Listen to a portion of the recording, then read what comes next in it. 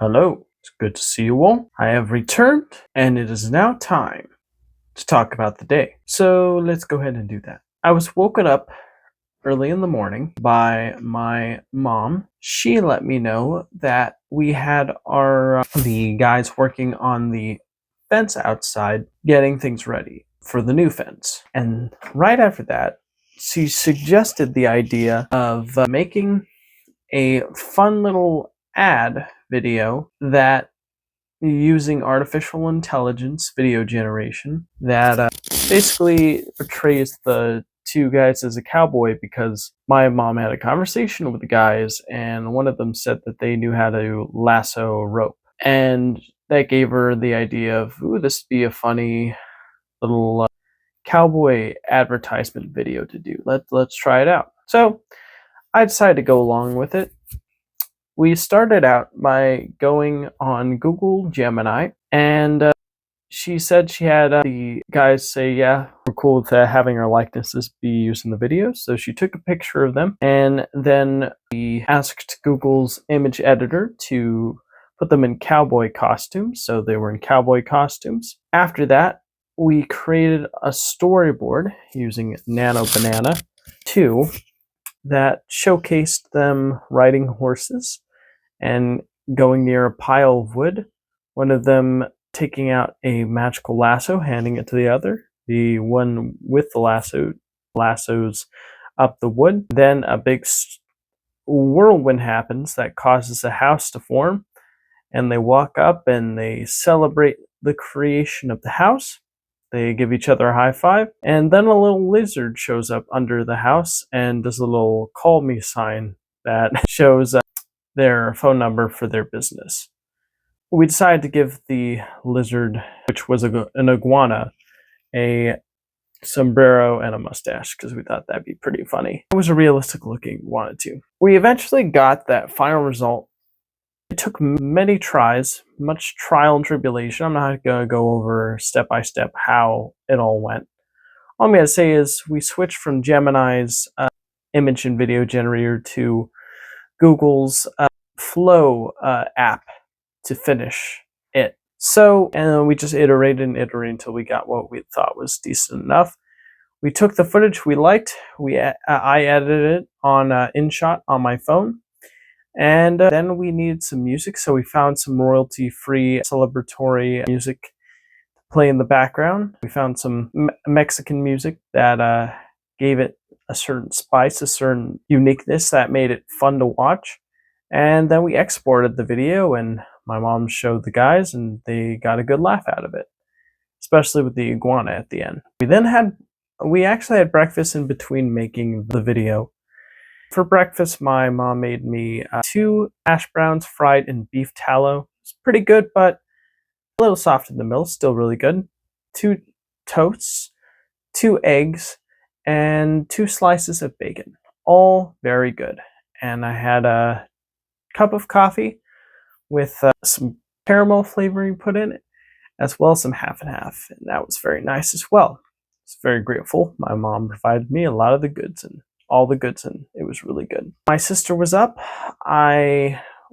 During our developments on the ad, I was going through my news feed to see if there was anything that caught my interest, and the new Shrek 5 teaser trailer was released today. So I suggested to my sister, hey, would you be interested in watching this with me? She said yes. So after we were done making the ad and we went to the television set, before we went to the television set, my family friend came by. They brought fried chicken, potato wedges, and ice cream. So I decided to get a piece of fried chicken and some potato wedges as my mom was seeing what the guys were doing back in the yard working on the fence. I was telling my sister about these terrible ads for the Wii U. I'm not sure how that came up, but I showed her some clips, and yeah, it was pretty cringe. Well, anywho,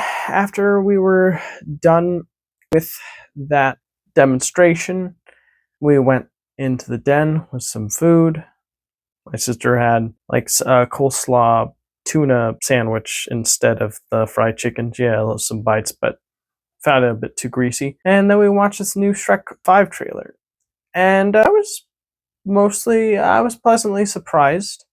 I was assuming that it was going to be really bad because of the original Shrek 5 teaser just feeling really cringy and out of touch and just not good at all. But this one felt more like classic Shrek in a way where it didn't feel like it was just being too dumb. Like it felt like it was actually respecting the original. So I thought that was cool.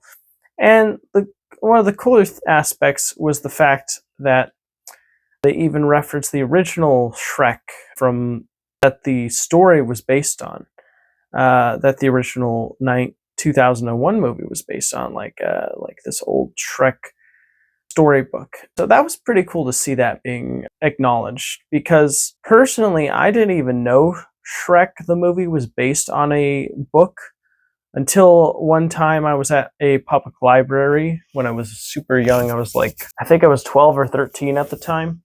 And I was like in the book section and I saw this book that said Shrek, SHR, with a big exclamation point.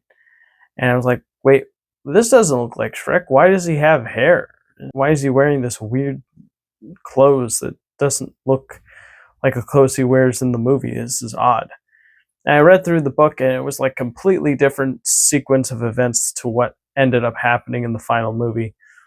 And I guess they later found out that it was the original story, and it was pretty interesting to know that there were some big changes they did to accommodate it for the big screen. I'm interested in this new Shrek. I think it looks like it'll at the very least be a fun romp that will be very enjoyable. Now, after watching that with my sister and my mom wanted to watch something else before she went to get her teeth cleaned at the dentist. So we watched a Dirty Birdie Redux from an animator called John R. Dilworth. The most hilarious thing about the video was the fact that Google decided to auto-dub John R. Dilworth, who is a native English speaker, mind you. They dubbed him in English again, so the auto English that was being overlaid on top of the video was had nothing to do with, well, okay, technically yes, he was saying the exact same thing he was in his original language, but he was speaking English to begin with. So the fact that like the auto dub voice was in there and sounded super robotic and had delays like and timing that was off when jokes should have landed, it was really weird. And then we went to the settings, we found it said view in original language, and I think it said like Korean or South Korean, something like that. So we clicked it and it was his original English voice. I just thought that was so funny that Google thought that John R. Dilworth's English sounded like Korean. That was so funny to me. But yeah, we watched his redux of the Dirty Birdie cartoon. It was basically, it included an extra minute of footage where Dirty Birdie's dad decides to leave the nest. And before leaving, he parts ways with his son, who wakes up in the middle of the night and knows his dad leaving, with basically showing him his posterior and then flying away. And the whole short is about the Dirty Birdie grown up falling in love with this cat character, showing the cat character's posterior as a way of, I guess, teasing or something. But the cat ain't having any of it. It's like, oh my gosh, this guy's so annoying. I just want to be left alone. So yeah, it was a pretty interesting layer of the story that I was unaware of until today. So definitely added a little more heart, a little more realism, and a little more groundedness to the short that recontextualized it and made it seem more in depth, which was cool to see. Now, excuse me. Now, when it comes to the animation, very excellent. I love John R. Dilworth's art style. I think he has such a unique sensibility and storytelling that is just unreplicatable. Very talented artist. I love his work. I love Courage the Cowardly Dog. I think that's one of the best cartoons ever made, in my opinion. Anywho, after done watching that, my mom decided to leave to get her teeth cleaned. And when she left, I remember I felt the need to shave because I hadn't shaved in like 3 days. So I shaved my face and it took a while. When I was done, I cleaned up my face and then put on my work clothes and then I left. Oddly enough, my mom had arrived around the time I was about to leave. It took me a while to shave. So I said goodbye. Her and my mom, my sister, I told them both I love them, and then I went off in my car. I drove away to work.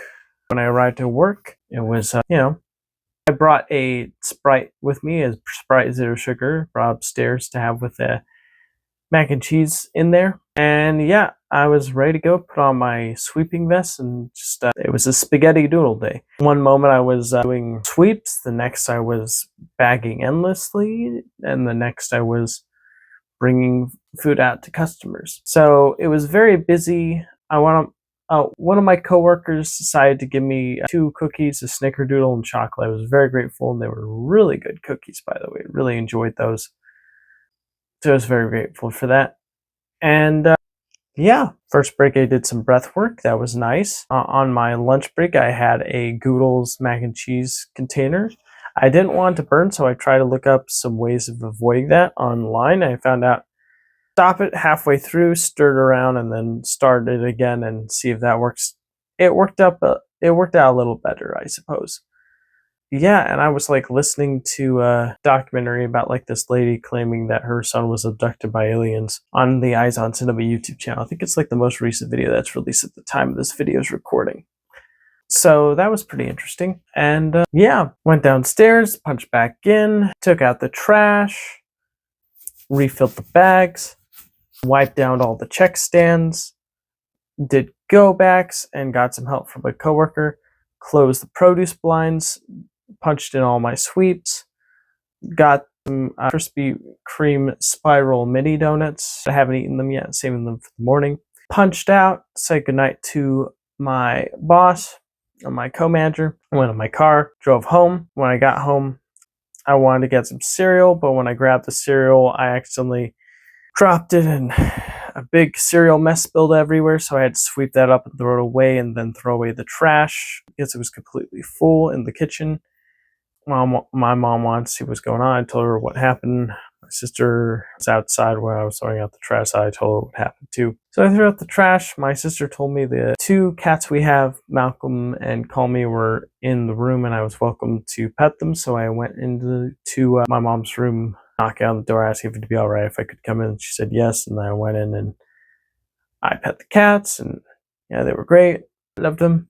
They loved each other. They were like licking each other. It was adorable. After that, I decided to eat some Lucky Charms while watching a interview between Steven Spielberg and Neil deGrasse Tyson on Spielberg's latest film Disclosure Day, which I thought was pretty interesting. And then he started talking with the writer of the movie, the screenwriter, which was all right, I suppose. Yeah, after I was done eating the cereal, I washed the bowl, put it away to dry on the other side of the sink. Took my vitamins, I brushed my teeth, and as I was doing that, I was listening to Simmy and Jimmy and Erich McCoy talking about movie Disclosure Day and their opinions on it, and how they thought it was, there were some aspects they liked about it, like the lady being total empath, but then like there was boring, like in their opinion, there was some boring chase sequences they weren't a fan of, or one of them wasn't a fan of, so that was pretty interesting. And then I decided to record this video, so that's pretty much a crash course of the day. Well, I'm going to go to bed now. So, good night, sleep tight, and I'll see you in the next one. Bye for now.